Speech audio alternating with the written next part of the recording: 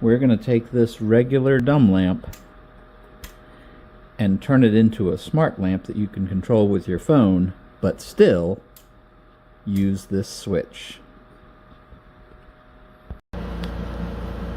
Okay, so here are the tools to make the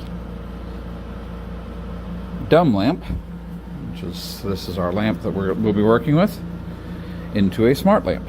And so I've got, as you can see, here's the Shelly mini switch. I got a little piece of 18 gauge wire, long enough to reach from the lamp up here down to the base and give us a place to hide the relay itself. A pair of crimpers. These are very necessary to put the end on. Can't use just a pair of pliers or something. You need something that can actually crimp correctly. I've got the little spade terminal that I pulled out of one that was insulated, so that's just the middle part. And then your lamp should probably look like this. Sometimes they don't.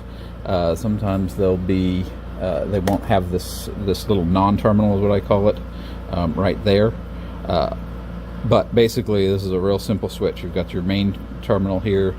Usually it's gold. You've got your base terminal, that's usually silver, and that's what is connected to this up here. And then on the other side, opposite of the main, you will generally have some sort of opening here. And what you do is, to make that connection, you take this, once it's crimped onto the wire, and you slide it in there. And so there's 3 main terminals, and we'll go over how it's wired real quick. So we've got the plug over here. It's got the line and the neutral. So if you follow this, the line will hook up to the line of the Shelly, and then it will also go and it will hook to the non-terminal. Just a reminder, that's going to be where you crimp an end on and you slide it in. And you have the neutral wire. Basically you hook that up to the neutral here. You put that on the input of the relay, and the output of the relay then goes out, and if you follow this line, you'll see it goes to the base terminal, which was that terminal. And then the main terminal is the one that hooks up to the switch. And so basically what happens is, every time this switches, it sends an impulse down to the switch to turn it on or off, basically to toggle it. So this is what it should look like. I went ahead and wired the terminal, the new wire, to the main, because that's the one that goes to the switch itself. The others tie into the neutral and the line, but you can do that however you want. Also, you don't need to use terminals. You can just wrap the wire around those, but I did it just because I had them. Also, wrap an electrical tape just for good measure.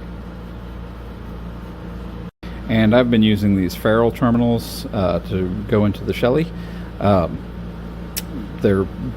think I paid like $25 for the crimper, which is that thing, and all the ends there. Highly recommend. Makes it a whole lot easier than just messing with the wires. So obviously your installation is going to look a little different depending on your lamp and what kind of space you have available underneath.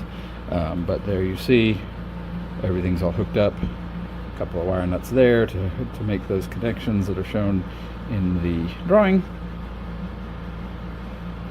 And the wire, this goes out to the plug, you can see right there, and then the other goes up to the light bulb.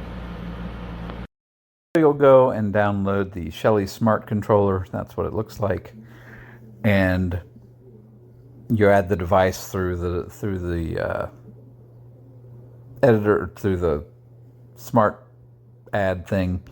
And for this, the only setting you need to change is right here on your input output. When you first look on this, this one will be the only one active.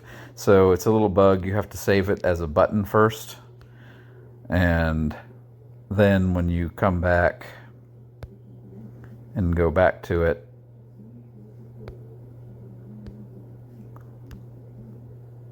when you change your input to switch. This first one will make it so that sometimes you'll have to flip it twice.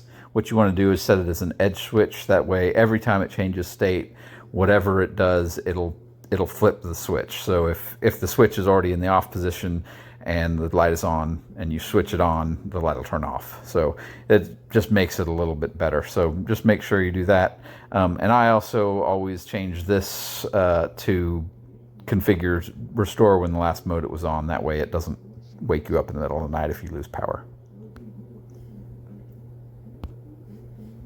So a quick demo as to why you would do this.